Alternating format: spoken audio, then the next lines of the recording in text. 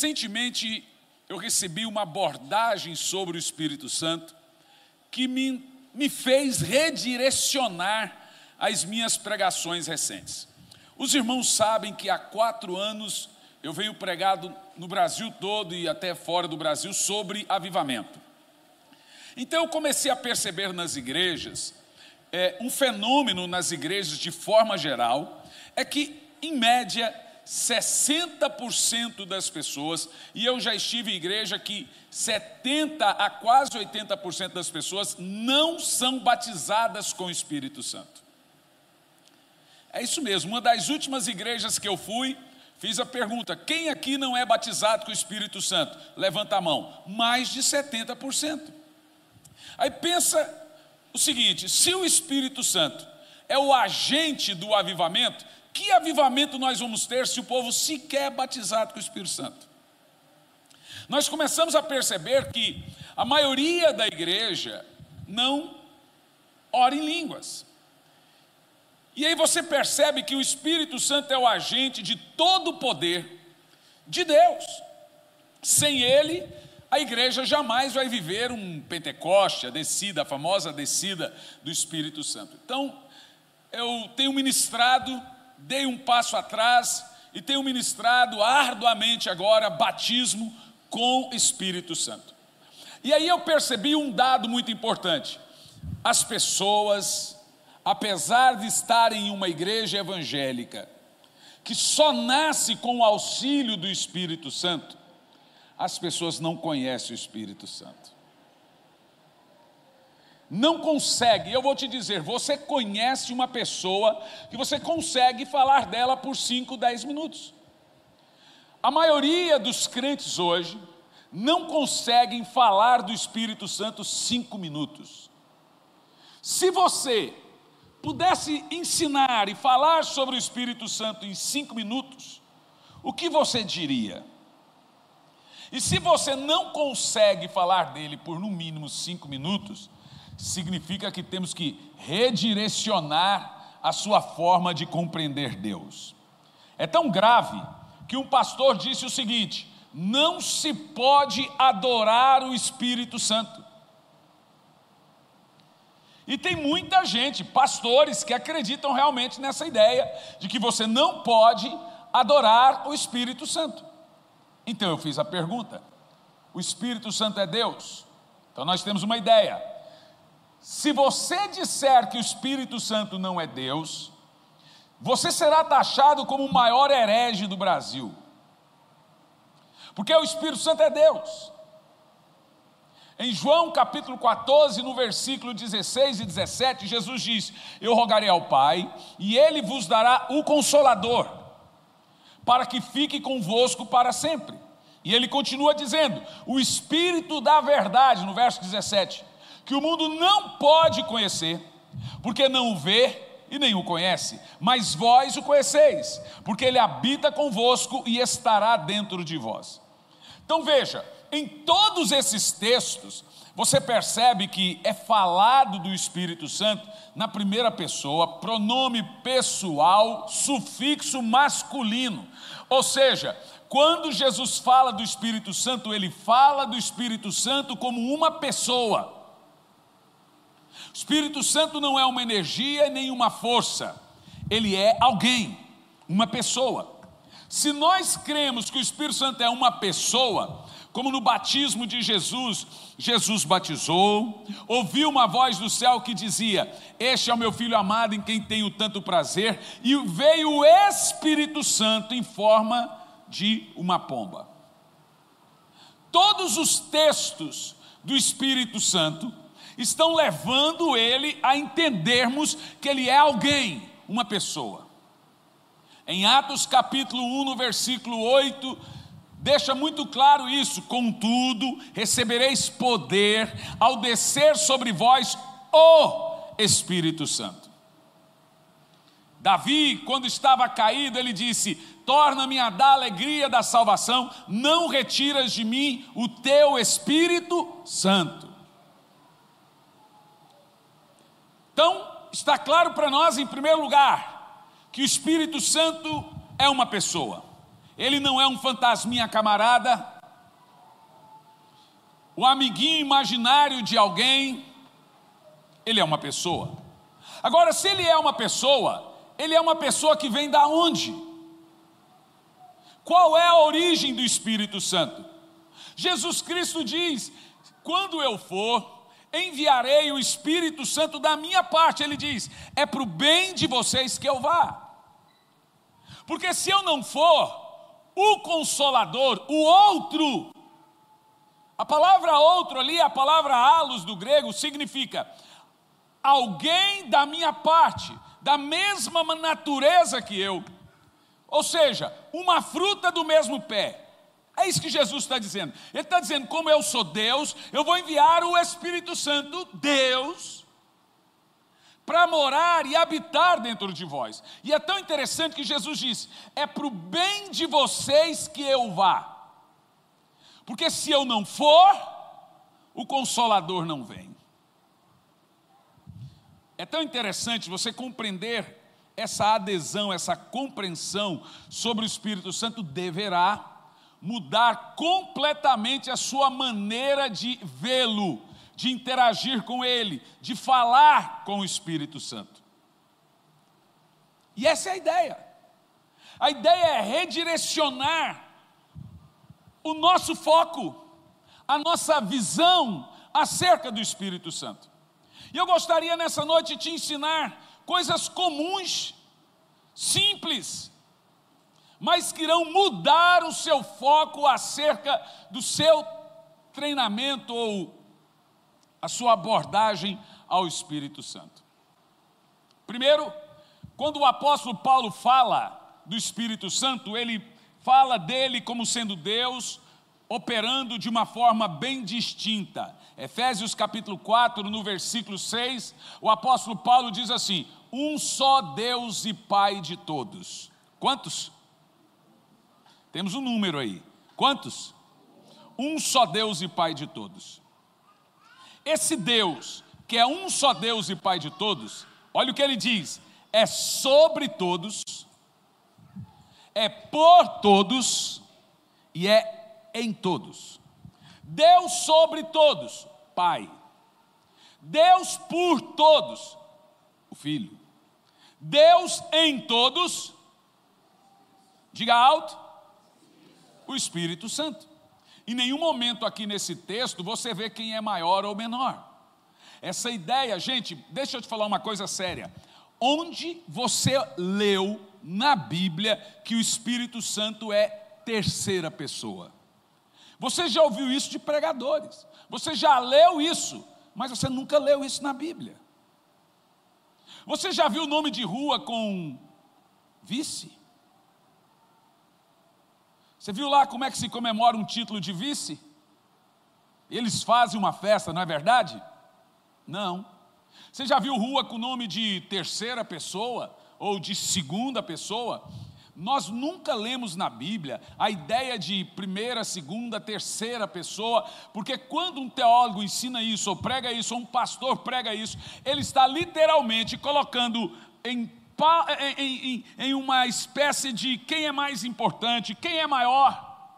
Ah, pastor, mas Jesus disse que o Pai é maior do que ele. Claro, quando Jesus disse isso, ele estava em carne. E aí é evidente, você vai se lembrar que Jesus esvaziou-se de sua glória, Filipenses 2,6. Ele deixou o seu trono de glória, diz o texto, que ele não se usurpou de ser igual a Deus, mas esvaziou-se de si mesmo. Ele era menor. Se você tiver isso como regra, você vai ver uma coisa mais grave, que a Bíblia diz, todo pecado que se comete contra o Espírito Santo não tem perdão. Comete contra o Filho, tem perdão. Então você está me dizendo, então, por causa desse texto, o Espírito Santo é maior que Jesus? Mas Jesus disse, quem pecar contra o Filho tem perdão, quem pecar contra o Espírito Santo não tem perdão. Se for olhar por esse texto, diríamos então nós que o Espírito Santo é maior. Não, não tem isso. Tira da sua cabeça essa ideia, porque Deus é Deus, Pai, Filho e Espírito Santo. Deus é Deus, Pai, Filho e Espírito Santo. um só Deus e Pai de todos, o qual é sobre todos, Pai, o qual é por todos, Filho, e em todos, Espírito Santo. O que é interessante é quando Paulo tem a ideia de Paulo é nos mostrar que o Espírito Santo não é inferior e nem é pequeno, ele é grande e ele é poderoso. Você quer ver 2 de Paulo aos Coríntios, no capítulo 13, no versículo 14. Observa esse texto, porque agora ele não só vai nos falar sobre o Espírito Santo, como ele vai falar do ministério do Espírito Santo. O texto diz assim: a graça do Senhor Jesus. Qual é o ministério de Jesus aqui? Qual que é, gente? A graça. O amor de Deus. Qual é o ministério do Pai aqui? O amor. E a comunhão do Espírito Santo seja com todos. Qual é o ministério do Espírito Santo? Comunhão, identificação, intimidade, falar, comunicar-se. E você observa aqui, que nesse texto aqui, o responsável por comunhão é só um.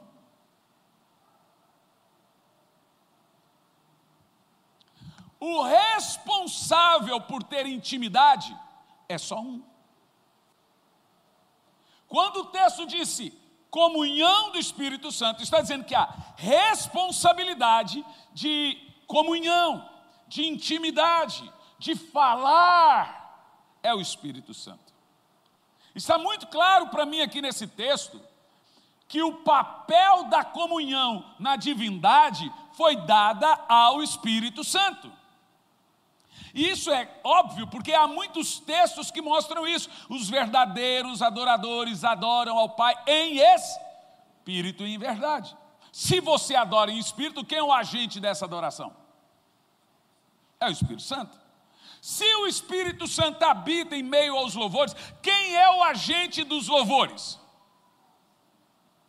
O Espírito Santo. Se Jesus disse, deixa muito claro, não é por força, nem por violência, a palavra de Deus diz, mas é pelo meu Espírito.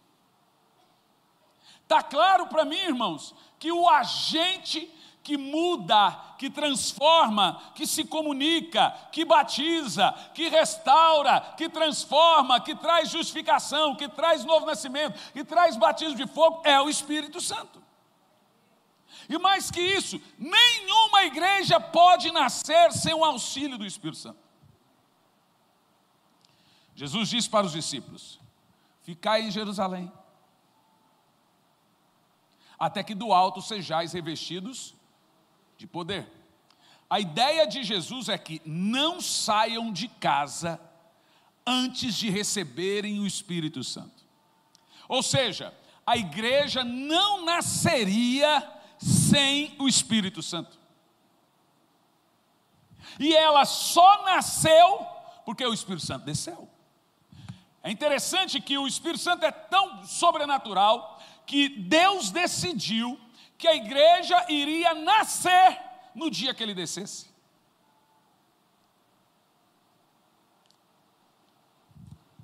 Algumas coisas, algumas curiosidades sobre o Espírito Santo. Ele é o agente criador. Toda a criação tem o Espírito Santo gerando. Em Gênesis capítulo 1, no versículo 1, no princípio criou Deus os céus e a terra. Verso 2, a terra era sem forma e vazia. Havia trevas sobre o abismo e o Espírito de Deus pairava sobre a face das águas. A palavra pairar ali é a palavra chocar. É o ato da galinha sentar em cima do ovo e chocar o ovo. Significa que o Espírito Santo se assentou e chocou a terra. É isso que o texto está dizendo. Que o poder transformador, que o poder poderoso que estava ali gerando o mundo e a terra é o Espírito Santo. E nós temos mais um texto para isso? Temos. Sobre Maria e sobre o Espírito Santo, diz assim: descerá sobre ti o Espírito Santo, e o poder do Altíssimo te envolverá. Olha que coisa tremenda. O texto está dizendo que o Espírito Santo desceu sobre Maria, como ele desceu sobre a terra e gerou Jesus. E aí o anjo diz a Maria: o que você tem aí sendo gerado em você é do Espírito Santo. Ou seja, quem gerou o mundo sobre as águas? Quem gerou Jesus em Maria? Agora, você quer mais? Quem gera Jesus no crente? Romanos 8:29 diz, Paulo diz: eu estou orando por vocês até que Jesus seja gerado em vocês. Romanos 8:29 diz: ao que antecipadamente conheceu, também os predestinou para se tornar a imagem e a semelhança de seu Filho, de Jesus. Ou seja, assim como Jesus se assentou sobre a terra, gerou o mundo, se assentou sobre Maria, gerou Jesus, ele desce sobre você e gera Jesus no crente. Em outras palavras, toda a responsabilidade poderosa de gerar vida é do Espírito Santo. Por quê? A resposta é muito simples. Quando Deus falava, haja luz, e houve luz, aquela palavra que saía da boca de Deus é chamado na Bíblia de o verbo. Toda palavra é um verbo.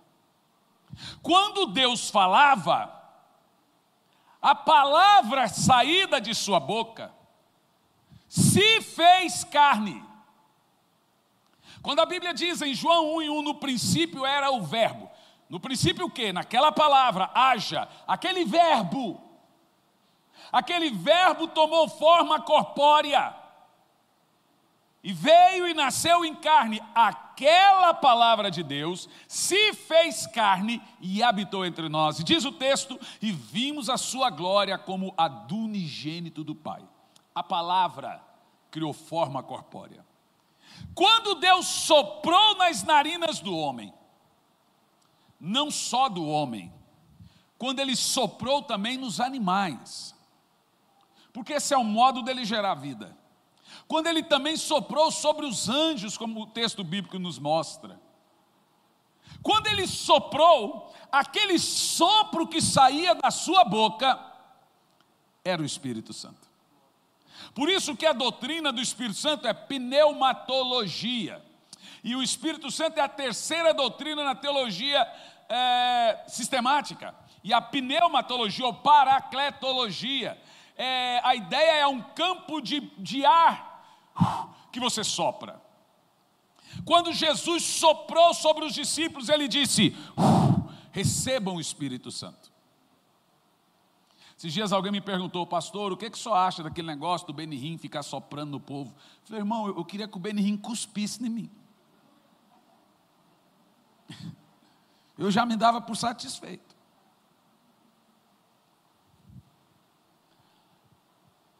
O Espírito Santo precisa ser anunciado, precisa ser evidenciado. E o grande problema de algumas igrejas hoje é que eles não evidenciam o Espírito Santo. Não há uma evidência, não falam. Como a gente brinca, dá ibope. Olha, gente, nós estamos evidenciando o Espírito Santo. Eu sou de uma época, gente, apesar dos meus 43 anos de idade, eu nunca fui ex-nada na minha vida. Eu nasci, cresci e estou na igreja. Nunca me desviei. Então eu sei de igreja, de crente, mania, de tudo. Antigamente, as pessoas tinham o que chamavam de culto de busca do Espírito Santo. Você vai se lembrar. Então aquele culto de busca era especificamente para duas coisas: renovar o irmão que já tinha o Espírito Santo, ter um renovo espiritual, e batizar aquele que não tinha. Você ia nos congressos, nos retiros, e sabe como que você sabia que o retiro tinha sido bom? Cento e tantas pessoas foram batizadas com o Espírito Santo, 200 pessoas, 100, 50, e a gente terminava o culto dizendo, o culto hoje foi tremendo, 50 pessoas, 100 pessoas foram batizadas com o Espírito Santo. Mas hoje algumas coisas estão acontecendo estranhas nas igrejas. Não se expulsam mais demônio? Pode ir atrás. E aí, será que não existe mais demônio não? Eu vou te falar, ó, aonde eu tenho pregado, se eu decidir hoje, eu vou ministrar libertação, mas esse dia caiu 400. Então tudo lá quietinho, caladinho, tomando ceia, de vez em quando essas, aí disfarça de novo. Não se expulsa mais demônio, porque não se ora mais por libertação. Não ministra mais batismo com o Espírito Santo. Hoje eu recebi uma notícia de um país muito longínquo aí, nem, deixa eu falar, raramente me conhecem, alguns conhecem, sabe o que eu ia falar do pastor? O pastor Hernani é místico. Eu não vou dizer o nome do país, né, Leco? Deixa para lá. Eu sou místico porque eu ministro batismo com o Espírito Santo e as crianças são batizadas. E já estão começando a implicar. Pastor Hernani é místico, ele vai para o lado místico da coisa, do emocionalismo. Sabe como é que é? As pessoas não creem mais em cura, porque não oram por cura. Ó, tem um irmão aqui, que foi cadeirante. Por quanto tempo o irmão era cadeirante? Fica em pé, meu irmão. Todas as vezes ele chega aqui, está sem cadeira agora. Veio na cadeira, andou aqui na reunião de quarta-feira, e agora está andando.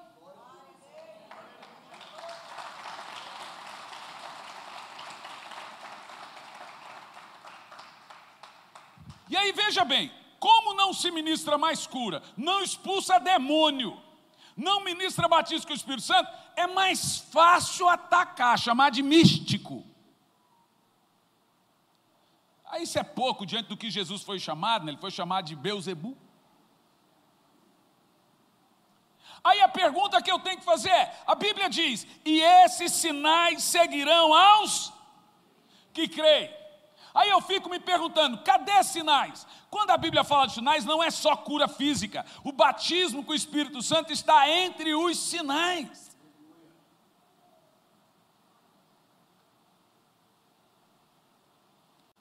Contrapartida, eu fico maravilhado, né? Estava no Rio de Janeiro, em uma das reuniões ali na Batista da Lagoinha, acho que foram mais de 200, eu acho que foram mais de 200 crianças batizadas com o Espírito Santo, orando em línguas e profetizando e chorando, e eu não vou parar.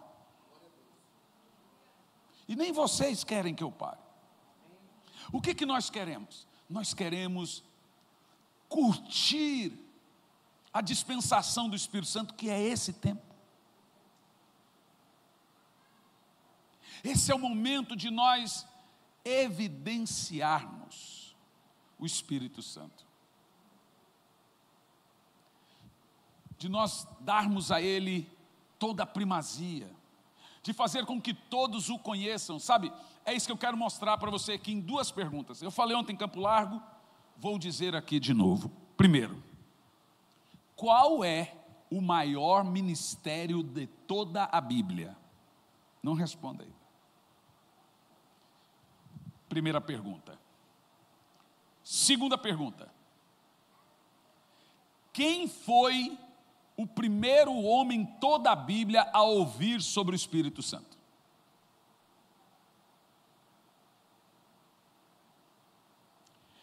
Terceira pergunta. Esse homem que ouviu sobre o Espírito Santo, qual foi o conteúdo da mensagem? Quem pregou para ele sobre o Espírito Santo? Então preste muita atenção. E nós vamos começar por 2 de Paulo aos Coríntios, capítulo 3, no versículo 6.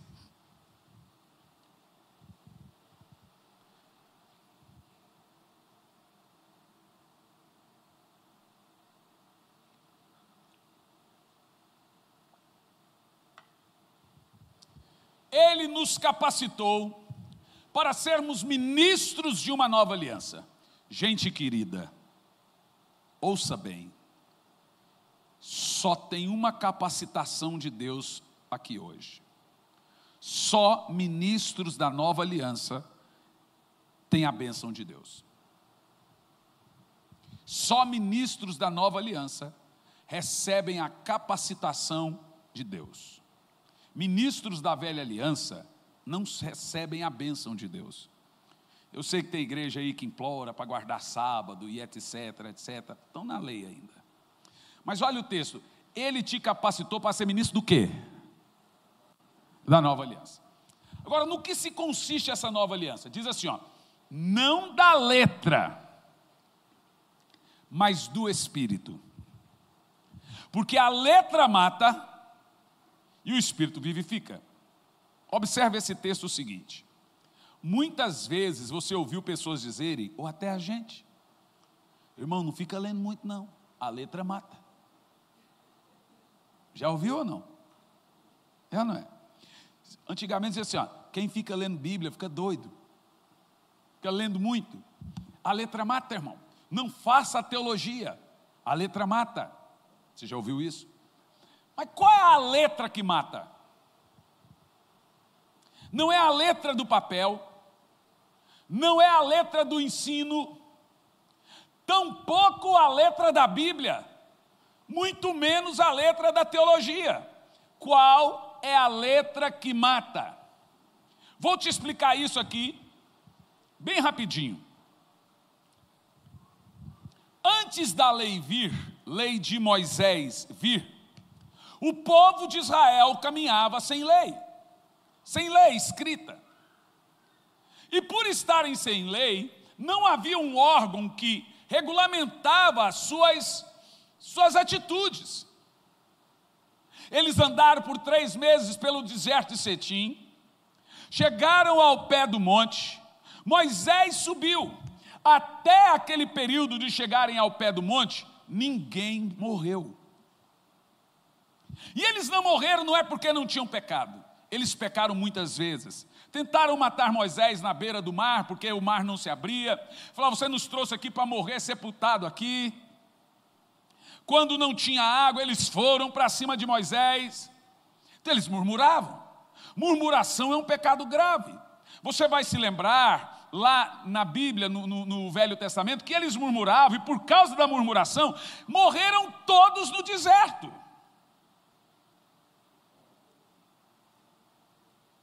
Quando a lei veio, Moisés desceu com a lei na mão, eu brinco, desceu com os tablets na mão. Quando ele desceu com a lei, naquele dia, 3.000 pessoas morreram.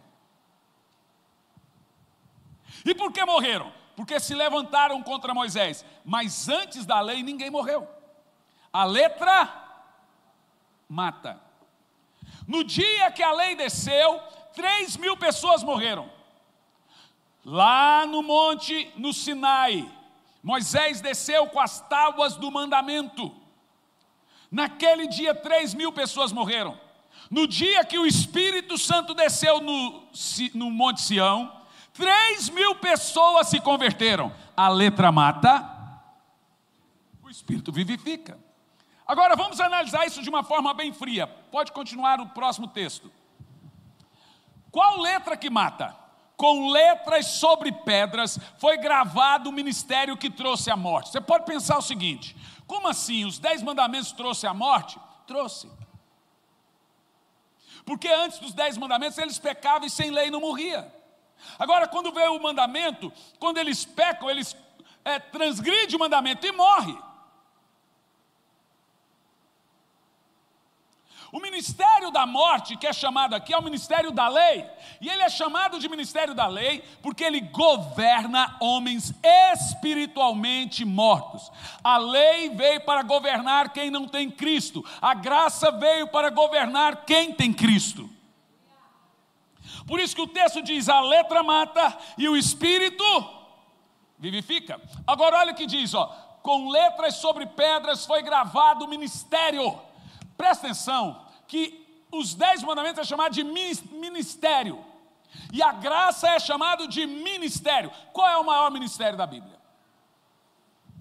No entanto, esse ministério veio com tamanha glória, que os filhos de Israel não conseguiam sequer fixar os olhos na face de Moisés. Gente, o que Paulo está fazendo aqui é falando da grandeza dos 10 mandamentos, de como Moisés recebeu os 10 mandamentos. Foi tão glorioso, tão tremendo, de forma que as pessoas não podiam olhar no rosto de Moisés. Paulo está dizendo que o maior ministério da Bíblia até então era o de Moisés. Nenhum ministério de toda a Bíblia era tão poderoso quanto o ministério de Moisés. E aí ele está dizendo assim, ó, está fazendo paralelo entre o ministério de Moisés e outro ministério. Então tem 2. E ele diz o seguinte: esse ministério veio com tamanha glória que os filhos de Israel não conseguiam sequer fixar os olhos na face de Moisés, por causa do resplendor do seu rosto, mesmo que esse brilho estivesse te desvanecendo. Ao final da vida, Moisés ainda está com um véu, e o filho dele fala: pai, tira o véu, seu rosto não brilha mais. Porque era uma glória passageira, não era uma glória permanente. Se você quer uma glória passageira, ela existe. O ministério da lei é glorioso. O texto está sendo muito claro aqui, dizendo que ministério poderoso. Eu fico imaginando o ministério dos profetas, eu fico imaginando os milagres. Imagina Josué, parou o sol e a lua. A Bíblia diz que foi a única vez que Deus obedeceu um homem. Olha o ministério de Elias, o ministério de Eliseu, o ministério grandioso.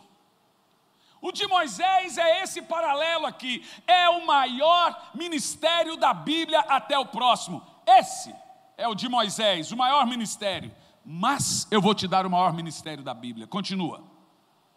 Não, lê você em voz alta. Não será o ministério do Espírito Santo muito mais glorioso? Vou te falar, Moisés foi tremendo, tudo foi tremendo, os profetas foram tremendos, os ministérios da lei foi tremendo, mas o ministério do Espírito Santo é o mais poderoso. O ministério de habitar o crente, de transbordar no crente, de batizar o crente, de curar o crente, de consolar o crente, de falar com o crente. Não há nada tão grandioso quanto esse ministério. Está muito claro para mim, e para você também, que o maior ministério da Bíblia é o do Espírito Santo. Toda vez que você lê na Bíblia Espírito de Deus, Espírito, está falando do Espírito Santo. Não existe vários Espíritos Santos, tem um. Se você lê na Bíblia Espírito de Cristo, Espírito de Jesus Cristo, está falando do Espírito Santo. Se você lê na Bíblia Espírito, está falando do Espírito Santo. Não tem outro. Ele é o Espírito Santo, o Espírito de Deus.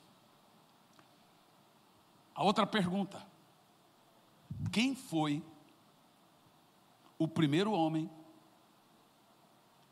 a ouvir sobre o Espírito Santo? E se ele ouviu sobre o Espírito Santo, quem falou? E depois do que ele ouviu, o que ele ouviu? Qual foi o conteúdo da sua mensagem? Gálatas, no capítulo 3, no versículo 8, eu vou dar a você 2 textos e uma dica muito importante. Sempre quando você lê algo na Bíblia, saiba, e você não encontrar uma resposta no verso, saiba que a sua resposta estará 1, 2 versos para cima ou 1, 2 versos para baixo. Naquele texto você terá a resposta, só permanecer nele. O texto diz, presta atenção, eu amo isso aqui, e a Escritura, prevendo, a palavra prevendo é, Deus viu você nessa época. E a Escritura prevendo que Deus iria justificar os não-judeus, é você mesmo, pela fé, anunciou com antecedência as boas novas a Abraão. Olha para mim, presta atenção. Nós temos algumas coisas importantes para falar nesse texto. Primeiro, boas novas é uma mensagem. qual é o conteúdo dela. Porque Jesus diz: ide por todo mundo e prega as boas novas. As boas novas é a definição da palavra evangelho. Então podemos ler aqui, e a Escritura, prevendo que Deus iria justificar os judeus pela fé, anunciou com antecedência o evangelho a Abraão. Sabe o que temos aqui? Deus pregou para Abraão. Abraão pode dizer: eu sou filho na fé de Deus. Quem pregou para Abraão ali? O próprio Deus. E o que foi pregado para Abraão? O evangelho, as boas novas. E qual é o conteúdo dessas boas novas? Gente, você sabe que quando eu descobri isso, eu estava num voo e lendo, de repente, porque ler é o seguinte: você vai lendo, daqui um pouco, pá, a mensagem, você fala, aí você comemora. Isso é chamado de revelação. Boas novas é uma mensagem. Boas novas e evangelho é sinônimo, é a mesma coisa. Todo o Novo Testamento está no imperativo, a ordem de pregar o evangelho. Em Romanos 1, no verso 16 e 17, fala que esse evangelho é o poder de Deus para a salvação de todo aquele que nele crê. Ora, o poder de Deus é uma pessoa. Vamos ver. O evangelho é o poder de Deus para a salvação de todo aquele que nele crê. Há uma ordem para todo mundo entender o conteúdo das boas novas. Então preste bastante atenção que você vai vê-lo agora. E a Escritura, prevendo que Deus iria justificar os não-judeus pela fé, pregou com antecedência as boas novas a Abraão. E aqui vem um conteúdo. Deus diz a ele, está parafraseado: por teu intermédio todas as nações serão abençoadas. Bom, por causa de Abraão, todas as nações serão abençoadas. Com que bênção? Nós já vimos que o primeiro homem a ouvir de Deus o evangelho foi quem? Abraão. Ele ouviu as boas novas. E agora, qual é o conteúdo dessas boas novas? Nós vamos achar isso, sabe aonde? No verso 14. Lembra que eu te disse? Vai alguns versículos para baixo e você vai achar a resposta. Verso 14. Então, preste atenção, só tem gente inteligente aqui. Diz assim: isso aconteceu para que a bênção de Abraão, lembra a bênção de Abraão? A bênção de Abraão chegasse também aos gentios em Jesus Cristo. Agora leia você, o que foi pregado para ele? Bem alto, vai lá. A fim de que recebêssemos a promessa do Espírito pela fé. Então veja, lá em Joel 2, em Atos 2, todas as promessas de derramamento do Espírito Santo foi dado primeiro a quem? E qual é a maior bênção que Abraão traria a nós? O Espírito Santo. Qual é o conteúdo das boas novas? Por que é o Espírito Santo? Porque o Espírito Santo que convence o homem do pecado, da justiça e do juízo. Se não for pelo Espírito, o homem não entende o Evangelho. O que deveria então um pregador fazer? Você deveria pregar como Pedro: arrependa dos seus pecados, creia em Jesus Cristo e recebam o dom do Espírito Santo. É a mensagem de Pedro. Olha o conteúdo: receba Jesus e receba o dom do Espírito Santo. Essa mensagem, por quê? Porque ela nos fala do reino de Deus. Não é o que Jesus mais mandou pregar. Esse dia eu tinha um pregador pregando: vocês têm que pregar o reino, parecia um carro, o reino. Eu procurei ele e falei assim: qual o reino que eu tenho que pregar? Ele falou: o reino. Tá bom. Qual? O reino. Qual reino? Porque a Bíblia diz que o reino não vem com aparência visível. Diz que o reino de Deus não é nem comida, nem bebida, nem casa, nem nada aqui.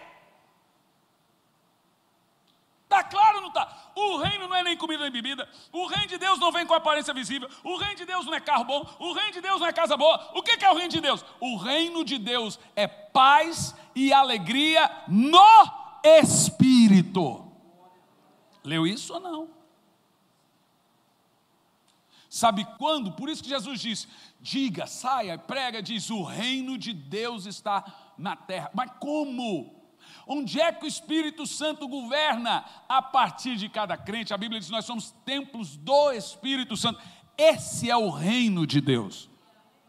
Não pense você que o reino de Deus é acabar a favela, é acabar isso, é acabar aquilo outro, é, como dizem por aí, é política. Não!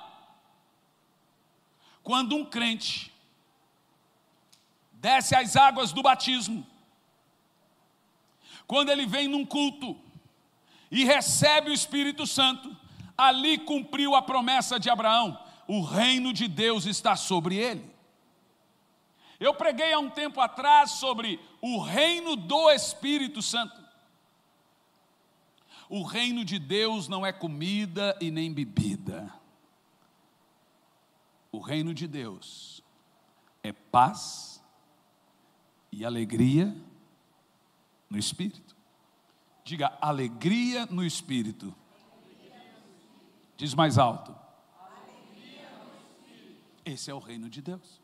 Essa é a mensagem que o servo de Deus deve pregar. Normalmente, quando eu estou pregando, eu digo assim para aqueles que estão me ouvindo: quem quer entregar sua vida a Jesus? E eu explico para eles a formatação do reino. Funciona assim. Você entrega a sua vida a Jesus, só através de Jesus se recebe o Espírito Santo. Depois que você entrega a sua vida a Jesus, Jesus te dá o Espírito Santo. Ele fala, Espírito Santo, venha morar nele. Aí o Espírito Santo vem lá do alto e se assenta no seu espírito. Por que que agora ele se assenta no seu espírito? Porque antes de receber Jesus, você estava morto em pecados e delitos. Então você era só alma e corpo. O seu espírito estava no que a Bíblia chama de uma espécie de inércia, morto. Por que morto? Porque ele não comunicava-se com o Criador. Agora, quando você fala, Senhor Jesus, eu te recebo na minha vida, eu te recebo no meu coração, perdoa os meus pecados, eu entro no meu coração, faço uma obra na minha vida e me dá o Espírito Santo. É assim que uma pessoa faz. A ordem. A pessoa, quando ela entrega a vida a Jesus, na mesma hora, automaticamente o Espírito Santo vem morar nele. Como se recebe o Espírito Santo? Gálatas 4, versículo 6. Porque sois filhos, Deus enviou ao seu coração o Espírito de seu Filho. E esse Espírito de seu Filho, ele faz você clamar Abba Pai. Olha o que o texto está dizendo. Só tendo o Espírito Santo, você vai entender que você tem Deus como Pai. É isso que o texto está dizendo. A partir do momento que eu confesso Jesus, sou filho de Deus, e aí eu recebo o Espírito de Jesus, que é o Espírito Santo, o Espírito do seu Filho, e esse Espírito me faz eu entender que eu sou amado por Deus, que Deus é meu Pai. Ninguém vai chamar Jesus de Senhor sem o Espírito Santo. Ninguém vai entender que Deus é Pai sem o Espírito Santo. Essa é a ordem. Você percebe que para receber o Espírito Santo, você não fez movimentação nenhuma. Você não precisa pagar preço para receber o Espírito Santo. Você não precisa subir em monte para receber o Espírito Santo. Você não precisa fazer nenhum sacrifício para receber o Espírito Santo. Basta confessar Jesus como seu Salvador. Aí, o Espírito Santo vem morar no meu espírito. Depois, ele faz outra coisa. Ele me dá amor por Jesus. Olha que interessante. Romanos 5, versículo 5, nos diz que o amor de Deus é um batismo do Espírito. Romanos 5 e 5.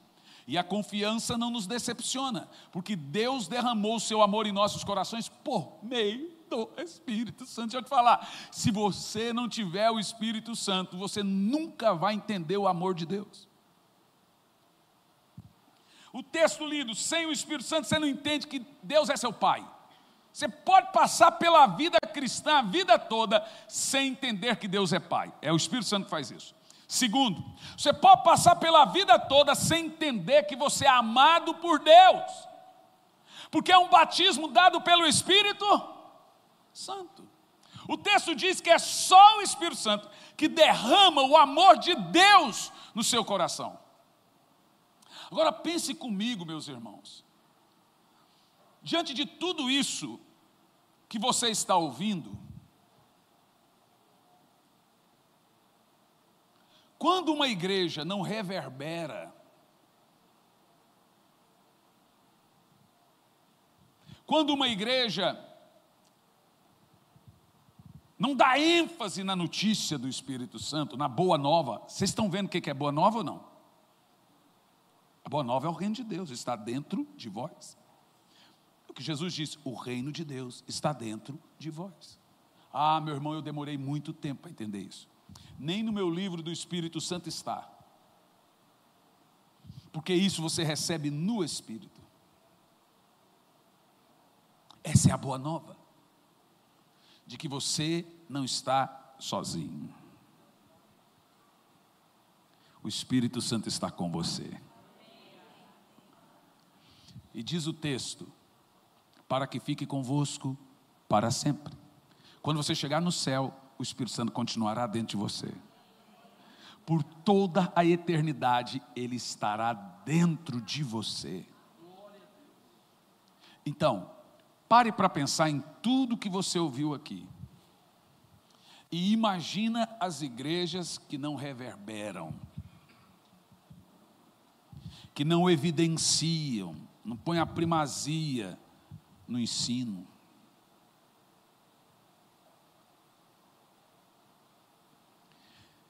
Tudo isso. Aí você vê, não tem sinais, porque o poder vem de quem? Põe Atos 1:8.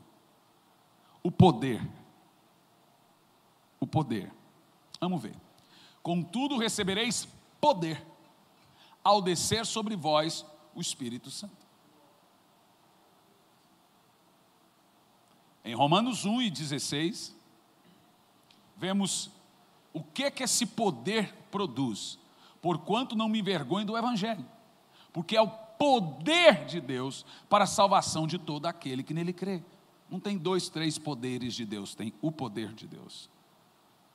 E acabamos de ler que o poder de Deus é o Espírito Santo. Pense comigo. Qual mundo nós vamos alcançar sem o poder do Espírito Santo? Se Jesus disse ficar em Jerusalém até receber o poder do Espírito Santo. A Bíblia diz que Deus ungiu Jesus com poder e com o Espírito Santo. Por isso ele andou fazendo o que fez. Se Jesus precisou do Espírito Santo, gente, você deveria priorizá-lo e buscá-lo na sua inteireza. E aí, pastor, como então a gente busca o Espírito Santo? Olha, algumas atitudes simples que a gente deixa passar batido. Primeira coisa, você precisa falar com Ele de forma pessoal. Quando você vai falar com Jesus, você fala de forma pessoal. Não é verdade? Quando você fala com Deus, você fala de forma pessoal. Veja, quando você estiver em seu momento de oração, saiba de uma coisa: é o Espírito Santo seu consolador, é o Espírito Santo seu ajudador, é também o Espírito Santo seu conselheiro. Você sabe, eu já disse várias vezes, mas como essa mensagem, a primeira vez que eu estou pregando ela é aqui, mas já preguei ela em tantos lugares. Por 2 momentos na minha vida, eu tive uma experiência com o Espírito Santo. Já tive várias, mas esses dois foram marcantes. Quando eu fiz a cirurgia em maio de 2020, maio de 2020, acho que é. Quando a gente esquece as coisas, as histórias são baseadas em fatos reais. Em maio de 2020 eu fiz a cirurgia. E eu tinha que, sentindo muita dor, preocupação, a primeira vez, a cirurgia, etc. Eu tinha que caminhar. O médico disse, o senhor tem que caminhar a cada 15 minutos, para pôr os gases para fora. Então eu ia lá para fora de casa, e lá tinha um terreno atrás, então eu ia para lá e ficava andando naquele terreno, e orando, oh meu Deus, oh Senhor, oh meu Senhor. É verdade. E aí aconteceu um negócio. Desses momentos nasceram essas mensagens de avivamento. Eu falava, Espírito Santo, meu amigo. Todos os dias, a cada 15 minutos, eu ia lá para aquele terreno. Espírito Santo. Eu comecei fazendo uma pequena pergunta. Eu quero pregar sobre a eternidade. Me revela a eternidade, Espírito Santo. E aí eu pedia, me dá revelação. Se a Bíblia diz que é Ele que te fará lembrar todas as coisas, primeiro texto. Segundo texto, Ele também te ensinará todas as coisas. Então veja, o Espírito Santo não só me faz lembrar todas as coisas, como Ele me faz, como Ele também me ensina. Quando você esquecer a chave em casa, ou alguma coisa muito importante, isso aí funciona comigo, é uma beleza, gente. Eu falo, Espírito Santo, me lembra onde está essa chave. A gente dá 2 minutos, 1 minuto. Quando eu esqueço um texto bíblico, esse dia um pastor falou assim, como é que você lembra de tanto texto, irmão? Eu tenho uma pessoa que me faz lembrar de tudo que eu leio. Veja, tratando o Espírito Santo de forma pessoal. Ele tem poder, mas ele não é poder. Ele é Deus. Ele tem força, mas ele não é força. Ele é Deus. Então, quando ali andando naquele Espírito Santo, me mostra tudo que está acontecendo. Lembra vocês que foi no início da pandemia? Logo, passei aquele período de resguardo. O que nós fizemos? Metemos o carro na estrada e começamos a pregar. E não paramos mais. As mensagens pregadas. A segunda vez, num momento muito difícil, não tem muitos dias, eu estava em casa. Eu tive um problema de saúde terrível. Me deu uma depressão tão difícil, que a médica disse para mim, 1 ano para você sair disso, no mínimo, tomando o remédio certinho. E foi muito difícil para mim. Porque eu tive que cancelar todas as agendas. Esses dias eu pus um negócio na internet sobre isso, alguém escreveu, estava assim porque orava pouco. Crente não é fácil não, gente. Você pensa o seguinte, daqui para baixo pode ir em médico, daqui para cima não pode não. Daqui para baixo, usa óculos, o que é isso? Aqui, daqui para cima você não pode ir em médico não. Ridículo. Isso vai parar onde? Então, para mim foi muito difícil.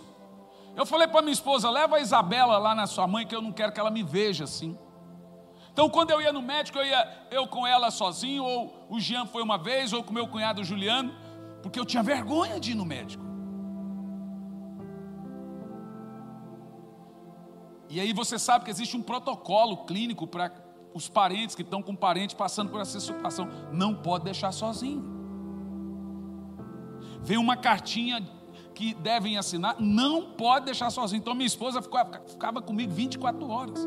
Eu tinha medo quando ela descia a escada. Eu falei, onde é que você está? Mas você sabe, você pode falar assim, mas não era 1 ano. Era 1 ano ou mais. Era um burnout. Eu levei o Pedro, Tiago e João lá em casa e tive coragem de chorar para eles. Não foi fácil. E quem já passou por isso sabe. Porque tem gente que fala assim, eu imagino. Não imagina não, nunca passou, não imagina. Um desgaste emocional absurdo. E quem passa por isso, ele pensa na cabeça dele que ele nunca mais vai sair daquilo. Então ele diz assim, acabou para mim. Tem que aposentar, acabou. Na cabeça dele, nunca vai sair daquilo. Mas saiba, eu fui para o meu quartinho de oração. Eu jogo a toalha. E eu não falava uma palavra. Eu só dizia, agora eu preciso de você, meu amigo. Agora eu preciso de você, meu amigo.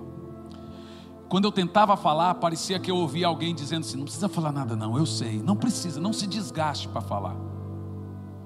E ali eu ficava horas. Alguém me perguntou, o que você dizia a Deus? Nada. O que ele dizia a você? Nada. Eu só sentia a sua mão. Só sentia a sua mão. Com 2 meses, eu já estava com a agenda de novo. A primeira igreja que eu preguei foi em Campo Largo. Escute, olhe para mim. Essa maneira de tratar o Espírito Santo muda a maneira dele tratar você. Depois que eu saí de tudo que eu passei, eu falei para o Jean, falei, filho, eu estou passando por um redirecionamento de palavra. Eu preciso falar quem Ele é. Eu preciso dizer como Ele é o conselheiro, ajudador. E talvez há pessoas aqui também com depressão, com ansiedade, tomando remédios. Deixe-me te dizer uma coisa. Experimente tratá-lo assim como eu estou lhe falando.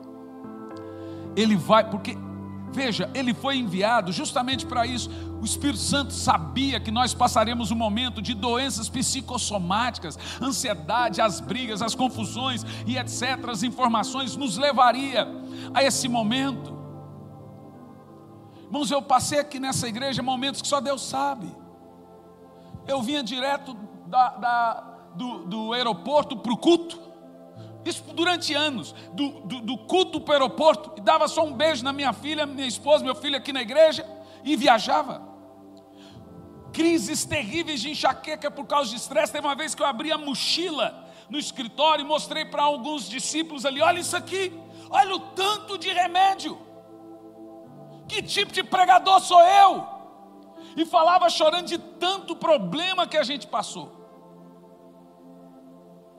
Então você vai aguentando muita coisa por muito tempo. Chega uma hora, explode. Você não tem depressão porque você é fraco. Você tentou ser forte por muito tempo. A depressão acontece normalmente com gente muito forte, trabalhadora, gente que quer fazer as coisas, quer ajudar, gente ativa. Mas eu vou te falar uma coisa, e não quero tirar a importância dos médicos ou dos remédios. O Espírito Santo é ajudador. Olá, gente querida, que Deus te abençoe de uma maneira sobrenatural. Já tem algum tempo que nós estamos realizando a Escola Integral de Profetas. Muitas pessoas têm saído dessa Escola Integral de Profetas capacitados. Muitos têm descoberto seus dons, muitos têm saído renovados, muitos têm saído cheios de uma certeza que o Espírito Santo irá usá-los. E agora, nos dias 12 a 15 de novembro, estaremos em Sumaré, na Estância Árvore da Vida, promovendo a Escola Integral de Profetas. O que nós teremos ali? Teremos uma manifestação sobrenatural do Espírito Santo, preparando e capacitando você para o ministério. Não só líderes, todos que quiserem participar da Escola Integral de Profetas podem participar. Serão 4 dias muito intensos, cheios do poder do Espírito Santo. Toda essa escola é preparada para você. Eu estarei ali ministrando, teremos outros ministrantes, também professores. Teremos vários ensinos, várias matérias que preparam você para o ministério. A inscrição é pelo meu site, hernanisantos.org, e ali você vai fazer a sua inscrição. Tem vários tipos de inscrição, desde o alojamento a um apartamento. Olha, eu não quero ficar em alojamento, eu quero ficar sozinho dentro de um apartamento. Você tem essa modalidade também. Foque no que Deus vai lhe dar, no que Deus vai dar a você, na capacitação. naquilo que você vai aprender, naquilo que você vai ouvir. Serão dias sobrenaturais do poder de Deus. Você é o meu convidado, te aguardo lá.